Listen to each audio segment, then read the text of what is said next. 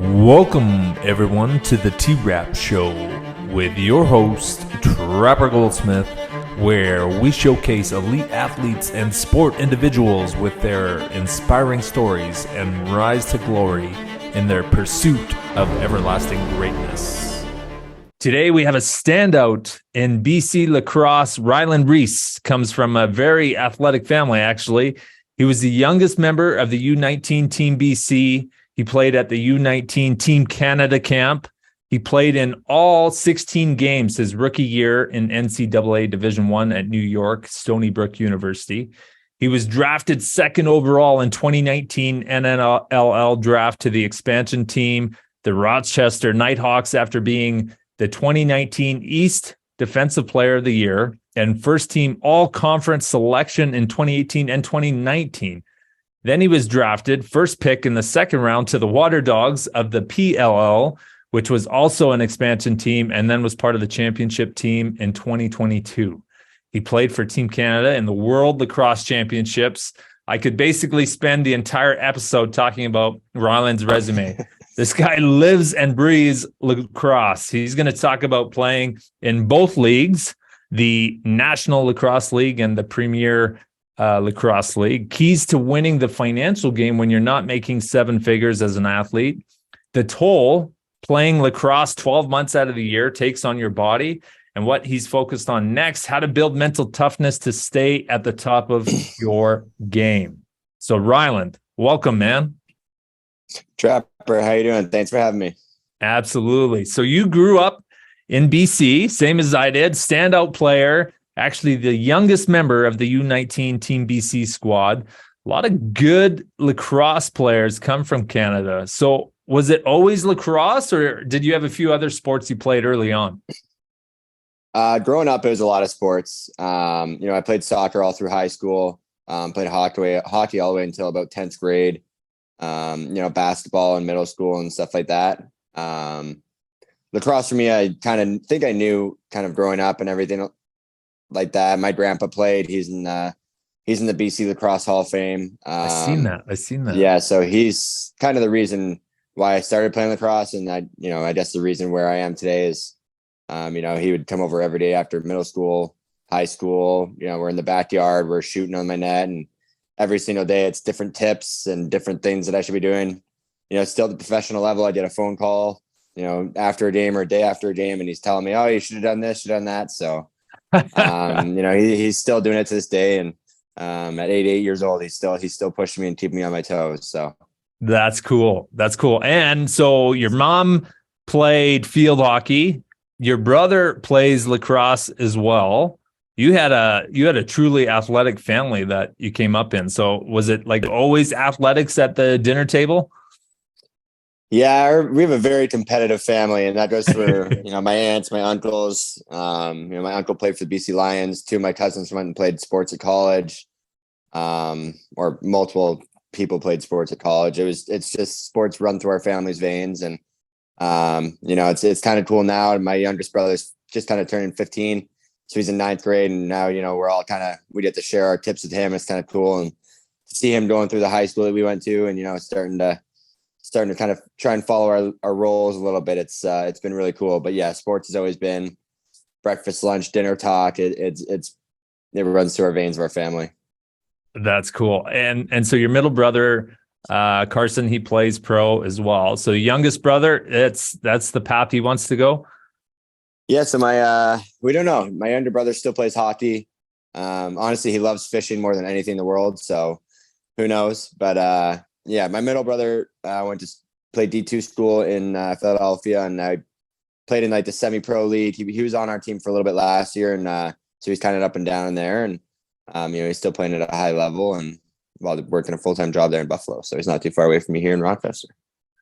That's sweet. So we know the opportunities for hockey in Canada. Hockey's kind of a Canadian thing. But what are the opportunities for lacrosse coming up? And you obviously played Division I, NCAA. There's a lot of good Canadian players now entering into the professional lacrosse leagues. Yeah, Canada lacrosse has always been, part of Canada. It was Canada's national sport for, the past how many years, 100 years. And, everybody just assumes it was hockey, but it was really lacrosse. And they recently switched it to now it's the winter sport is hockey, summer sport is lacrosse. So it's always been a really big part of Canada. And, after the First Nations kind of created lacrosse, it crept into Canada right away. And box lacrosse is huge in Canada, where field lacrosse is kind of on the climb, on the up. Right. Which is the opposite of the United States, where they've always done field lacrosse. There's really no box lacrosse unless you're in quite a lacrosse hotbed. There's some. So, box lacrosse is growing in the States, but yeah, it's, it's growing in Canada. It's awesome. It's, cool to be a part of, what I can from where I am, but lacrosse it's growing, and hopefully it keeps growing so that, we make that stage of those other professional sports one day. Yeah, even watching it, man, I've been to quite a few box lacrosse games here in Calgary, and man, it's crazy. Like I can't believe it doesn't surpass hockey just from the intensity. I mean, the fights are crazy as well, and the roughness of it. It's a pretty intense sport to watch for a fan. Yeah, it's definitely I always tell people it's like a mix of like hockey and football. You really Totally. hit anyone you want whenever you want. There's, last year we had a goalie fight. So, it's definitely a really entertaining game. It's physical, fast paced. It's, everything you kind of ask for. And, I don't know if we'll ever overtake the NHL or hockey, but, maybe someday get considered in the same conversation would be nice. Ryland, what were some influential moments in your career coming up through the ranks that made it was like, yeah, this is why I chose lacrosse. This is, the path I'm taking. What are some moments that stood out for you? Yeah. I mean, for me, there's countless ones from my grandpa that I could do. Any given day that he was over every single day growing up. So there's so many that I can do from him, but, there's really just some coaches that when you're kind of getting in that middle school, high school age where, you're choosing if you're pursuing hockey or lacrosse, and there's just different options. I had a couple different coaches, Tim Gillespie and Travis Gillespie, that were two, really important coaches in my life that they were there at the right timing and, really pushed me and kind of steered me the right direction in the sport, changing positions. I used to be a midfielder, and my coach Gillespie, Tim, he said, "Hey, let's try you at this." And all of a sudden I just took it off running, and, now all of a sudden I still use a long pole to this day, and he's the one who put it in my hand. So, he coached me for a long time, and same with his brother, Travis Gillespie, coached me at that Team BC level. And that was kind of when I found out what high level lacrosse was that first year Team BC, the amount of work and practices that we put in. We had guys on the island, so we practiced 7 hours on Saturday, 7 hours on Sunday. And we practiced like every other weekend, but it was like 14-hour days, 3.5 hour practice, lunch, 3.5 hour practice, with a beep test every weekend. So it was, when you're in high school, it's not necessarily things that you want to do, but there's sacrifices that you make to be on the team that you want to be on. And that taught me at a pretty, like 10th grade, 9th grade, that, a pretty young level that, it was something I loved, like the grind. It was something I loved doing. And, they both really pushed me to kind of be the best player I am, and, kind of help carry to where I am today. Did you feel the pressure at a young age because you were the youngest on that Team BC squad, and you kind of you had a very successful career early on? Did you feel the pressure coming up and then playing in NCAA and then looking at getting drafted and playing in the pro ranks? Was there pressure for you to perform? Yes and no. That I was never like the best kid growing up. I had the same team basically from when I was probably 7 years old. We grew up playing until I was 20 years old together. So, I was always in the top end, but I definitely wasn't like the top player. So I never really felt that pressure at the younger age.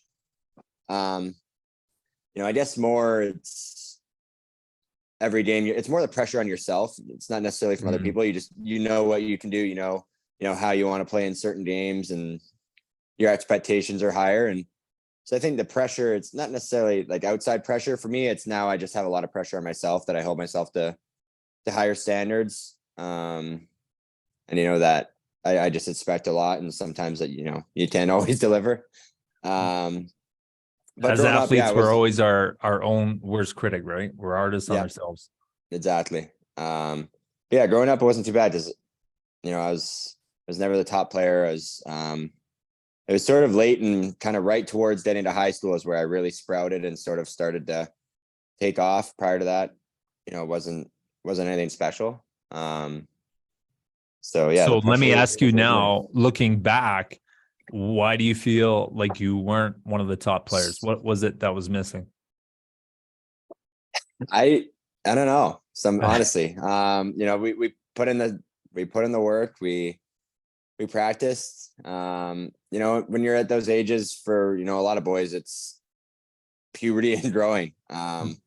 Some guys grow and hit puberty 2 years before others. And I was probably right in the middle of the group, not early, not late, just kind of middle of the path as a lacrosse player. And, I think it kind of did help me in a lot of ways. Because whenever we were a second year or a first year on the team, it's you and then a year older than you. So every year when I was a first year, I would get cut to the second team where there was like 3 or 4 of my best friends that would make that top team. So it's probably for the first few years of my, career getting towards high school that I was always cut. And then high school comes and then I don't get cut anymore. And then I start surpassing some of these guys. So I think it kind of all helped me direct me in the right place. And, knowing the feeling of getting cut from some of these Team BC teams at a really young age, or the A1 teams at a young age, those kind of just made me hungrier and want to be on them more. And, maybe made me work a little bit harder than some of them. But yeah, it definitely kind of helped shape the player who I am. That's true. My boys are in the U14, and you have to have jerseys that are men's extra large to extra small. Yep. There's this wide array of who's sprouted, who's hit puberty. It's just a funny, awkward stage at that point. Does your grandpa ever talk about how the game has changed since he played, or what's remained the same? He played when it was wooden sticks. There was no helmets. It was a much, much different game back when he played. So he still tells me to put some sand in my shaft to make it heavier. He just, all the things that they used to do back in the day. But it's a lot faster than how they used to play, but he still gives me the tips and, all the things that he used to. Doesn't quite understand how much the game's changed. I don't think he still tells me to do the things that he used to do, but I still take some advice and use what I can. There's still always the fundamentals. Yep. So when did you know, Ryland, that pro lacrosse was going to be your career? This is what you were going to do with your life. At what stage were you like, yeah, absolutely, this is what I'm doing? It was pretty late in my career, really. Like, 10th, 11th grade, I was, college was something that was the top of my goal. It's like, I want to go play lacrosse at a school in the States, get an education and come home. Basically, it was what, so I never looked at like professional as if something was reachable in high school. I don't think even. And then college, obviously going, it's a big culture shock. It's a big change to go across the United States from Vancouver to go to a college. It's much different. And after my first year, kind of starting a lot of games and seeing a lot of time, and kind of even my first year being one of the better players on the team, it sort of started to creep in. So I'd say definitely college was sort of when I was like, oh, like I can actually, play at this professional level. And then, my junior year of college, playing with the Team Canada, every player on that team basically is in the professional league. So that was when I really knew like, hey, I can hang in those leagues. I can play And it's something I want to do. It's probably something I've always wanted to do. It's just I never thought I could get there. So when I was younger, there wasn't lacrosse on TV when I was younger. Right. There was no exposure. So you're just watching the junior teams in your own town, and you're like, oh, I want to play for them. So, but yeah, professional was probably like right as I was going into college. Right at college, I kind of realized that, hey, this is something I can do. So, had that belief that's the biggest piece of the puzzle. Hey, is truly having that belief that you can do it. Yeah, for sure. So there's a couple of different leagues. You've kind of been part of all of them. So there's the NLL, National Lacrosse League, which is box lacrosse or indoor lacrosse. There's the Premier Lacrosse League, and then there was another one. What was the Major League Lacrosse? Yeah, Major Lacrosse League. So it's MLL, and now there's PLL and NLL. So you're one of the few players to play both leagues. You play year round. Other than one's played indoors, one's played outdoors, what are some big differences between the leagues? Yeah, obviously the field lacrosse game and box lacrosse game are just completely different in itself. Box lacrosse is 5-on-5 with a goalie, so 6-on-6. Field lacrosse is 9v9 with a goalie, so 10v10.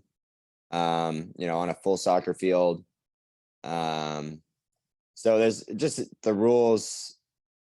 There's so many differences in the games. Like if one person was to watch box lacrosse and field lacrosse, they would think they're two different sports. Is that right? Wow. So that's the hard part of it. But do you train differently to prepare for one league or the other? Yeah, certainly. So indoor, I think it's a lot more physical. So you need to be a little bit stronger, a little bit, you don't need to necessarily have as much cardio as, you do, but it's a little bit different where you need to be able to, sprint for 30 seconds and then you come off, catch your breath, and then 30 seconds. Where field lacrosse, you got to be able to, you're basically jogging and running the whole field, the whole game.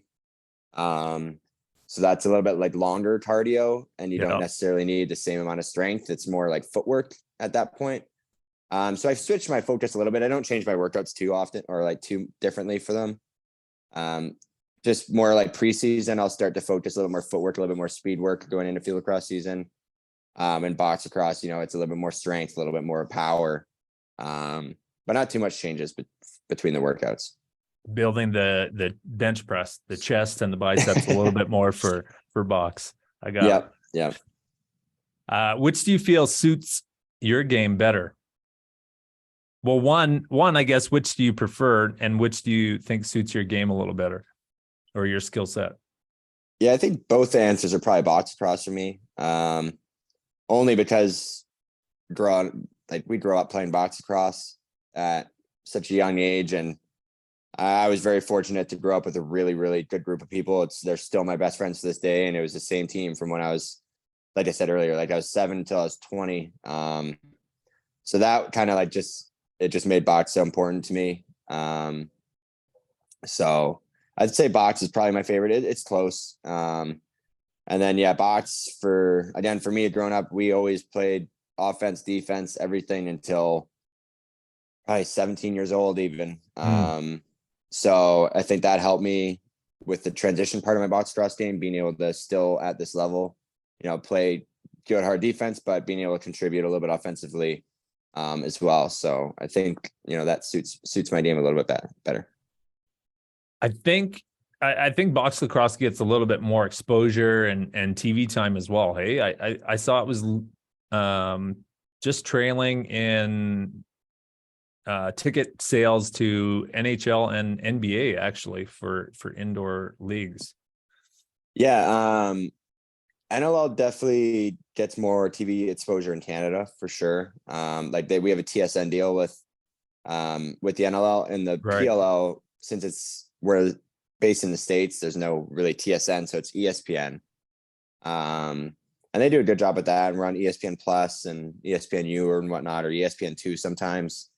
So there's exposure. It's just where you are basically. You're gonna have much more field lacrosse exposure in the States, and you're gonna have much more box lacrosse exposure in Canada. It's just kind of the way the leagues are right now. And unfortunately they don't coexist super well. They don't work together super well yet. So hopefully something down the road, Yeah. it's all about growing the game of lacrosse. Grow both of them. So Absolutely. yeah, they're both trying to grow their own right now.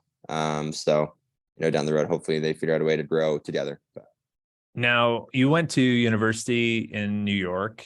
You signed with a New York team. I know you've bought real estate down there now, and you're kind of a permanent residence. Was there something that drew you to New York? What kind of brought all that about, or was it just one of the top schools that you wanted to go to?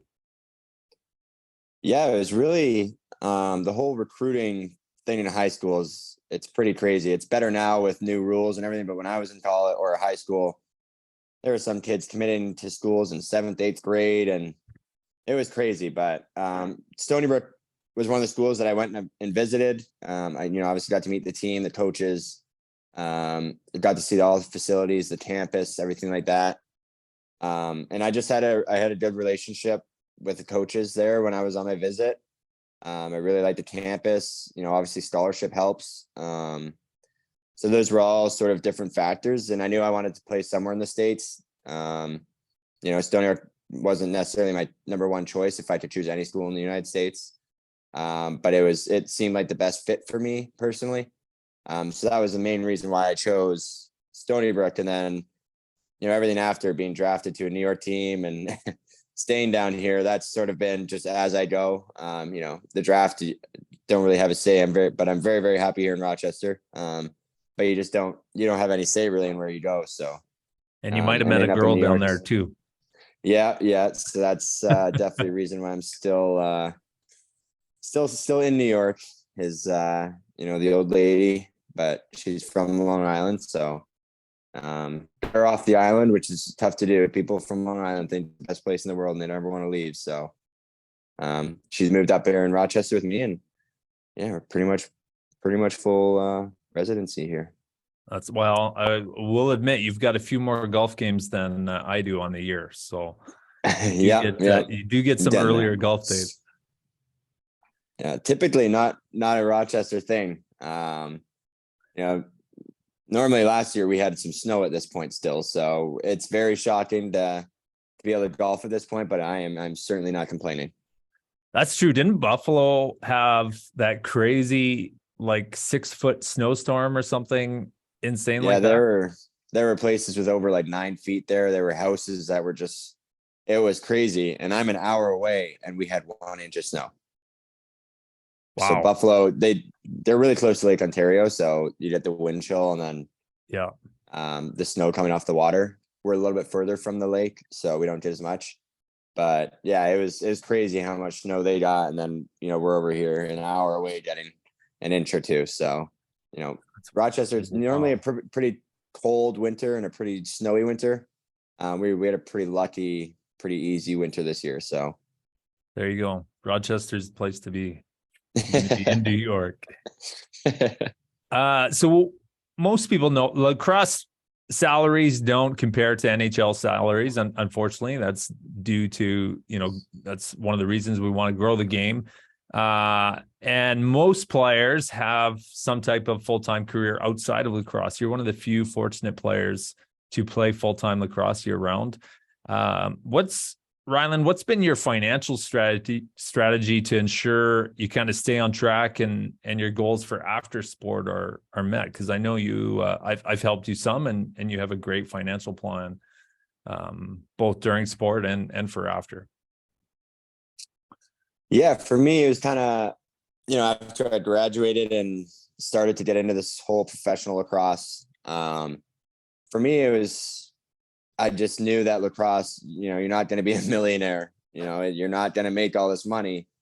So kind of right out of college, one of my, focuses is one of the things that caught my attention early was to try and just get on top of, my financials as early as possible.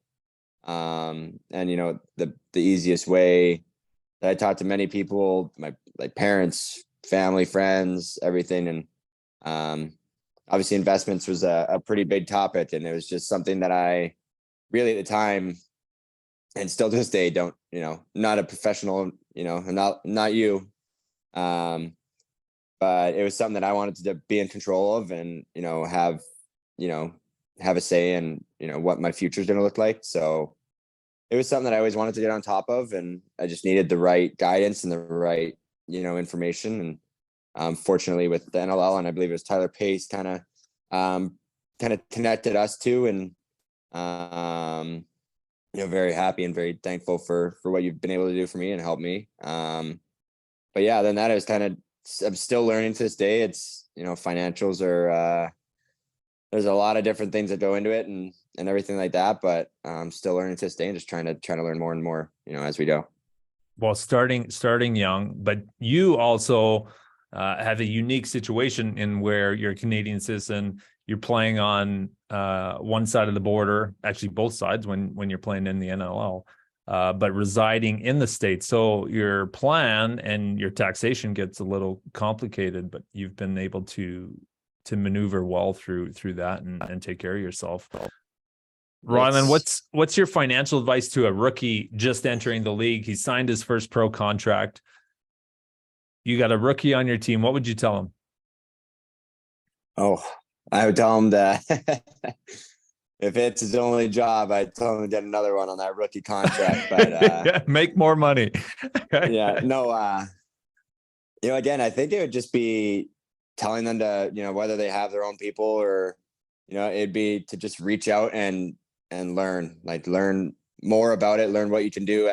It doesn't, when you first start, you don't have to be putting in $3,000 a month. It can be $100, it can be $50, it can be $500, right? And it's and that was kind of something that you helped me with was, the earlier you start, the less money you have to put in monthly. And it's so starting early is the thing that I found that's been very helpful for me. Being still only 25, it's kind of a little bit easy knowing that I've already started and already have a base kind of plan. So that'd be the biggest thing, was just to figure out a plan that works for you and works for what your income and whatever it is, whatever it may be. But yeah, good. So you just bought your first house. How has home ownership been for you? It's a learning curve. There's random things that pop up and you're like, oh, I didn't even think about this. Yeah, it's good. It's a little bit different. Obviously Canada and US, just certain things, setting up and cable and Wi-Fi, and you're paying for sewage, there's garbage that you're paying, and in the States it's it's random things pile on top of each other. And just as a homeowner, you just as a first time homeowner, I was just like, I wouldn't have even thought of these things before I bought the house. So yeah, it's good. Once the old lady moved in, it was sort of, I don't have any control of what happens on the inside of the house anymore. It's already quickly turned into, hey, can you build this, or we need to get this. So no, you get all great. The blue jobs on the outside, right? Yeah, no, it's great. It's got just over an acre.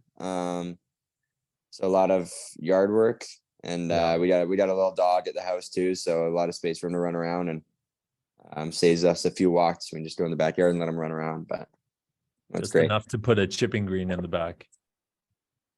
Yeah.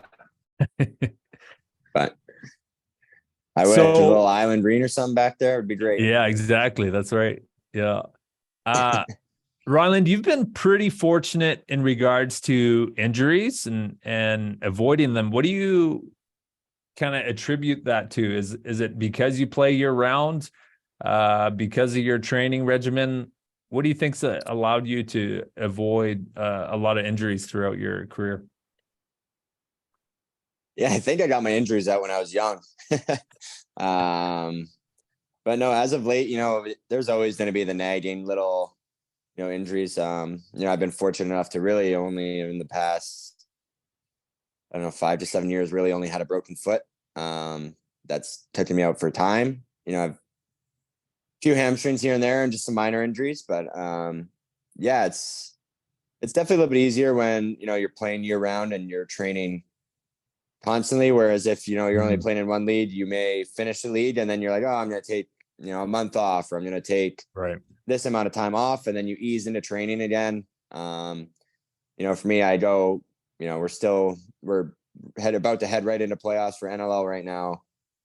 And then PLL starts, end of May. So whenever we finish in the next coming months here, or a couple of weeks here for playoffs, how far we go, they overlap. So if we go all the way to the finals, then I'm going to have to miss my first game of the outdoor league. So there's literally no time in between. So there's positive and negatives, some of the nagging injuries I don't have time to heal, but then again, you're in playing shape for year round, and that definitely has an advantage over some of the guys who only play in one league and have to, like I said, they take some time off and then they have to try and get back into game shape.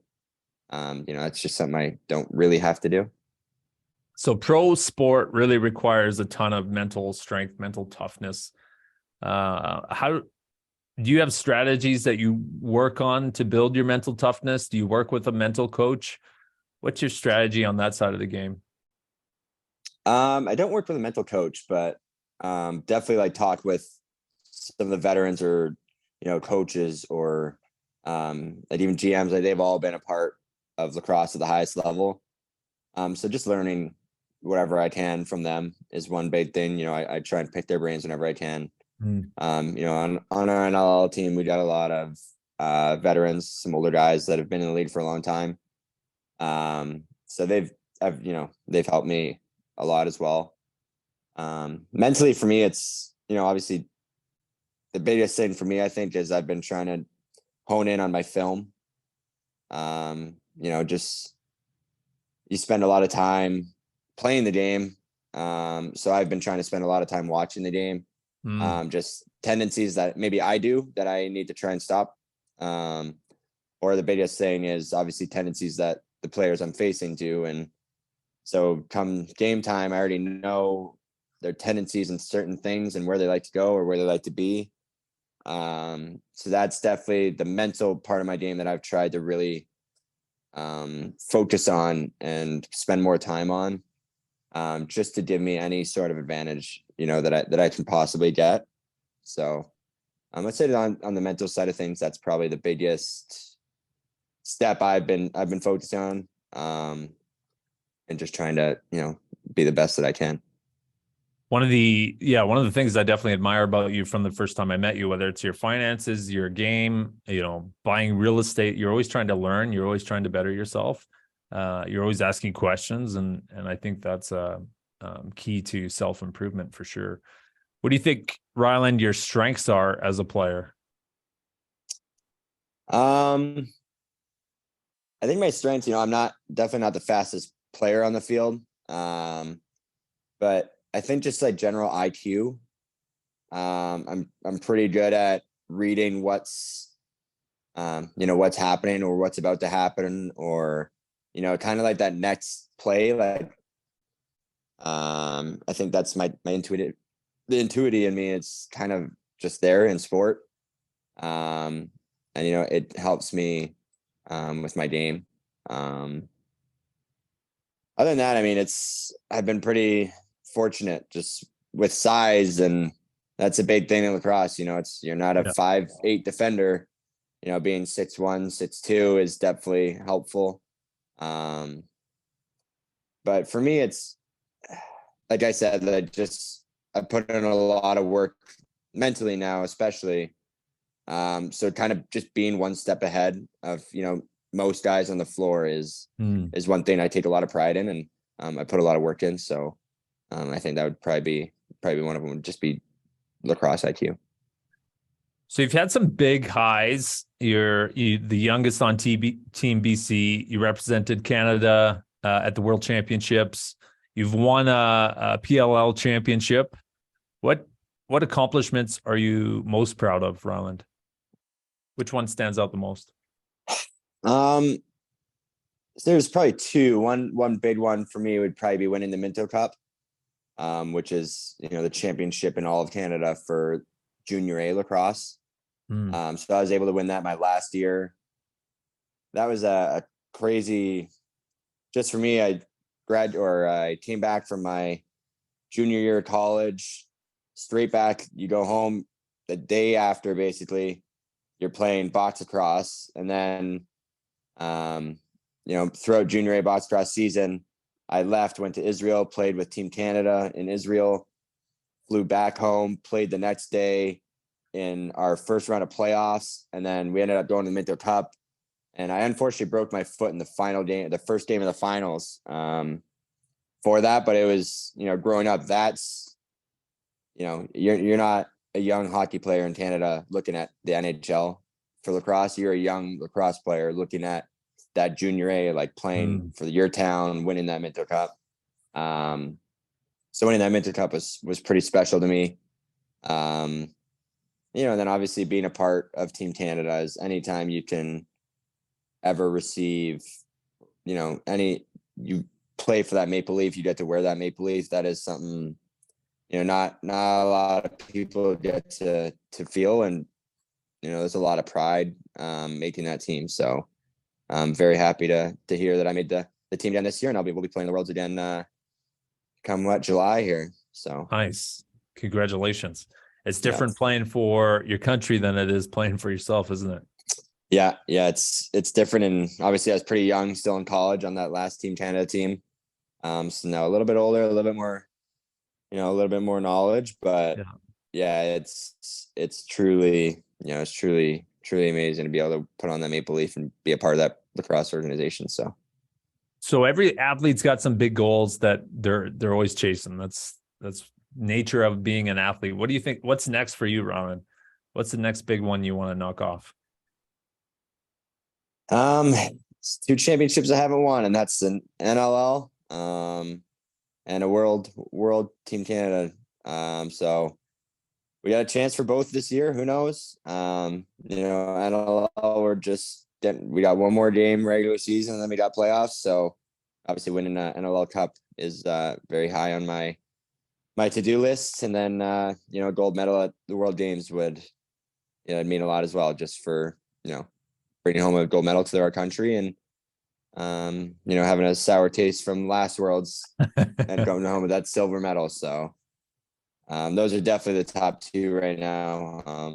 Once you get that kind of winning taste at the professional level, man, it never goes away. So I'm ready to go. So you've been in the NLL for a few seasons now. What's it going to take to win the championship with the team you have and take that cup? I think it's probably gonna be the same for most players or most teams. Yeah, it's just gonna be playing a full 60 minutes of your best lacrosse. Any team can beat any team in this league, so it's gonna be whoever's playing better on that specific night. So we know that, and you just got to try and put together a perfect game. And perfect games are never going to happen, but if you can put together 60 minutes of just your best effort as a team, and just playing well that night is going to be a few different keys. So yeah. Nice, man. Well, wrap up here. I talk a lot with athletes about life after sport. Anything you're doing kind of now to prepare for that? Have you thought about life after sport? What direction you want your path to go?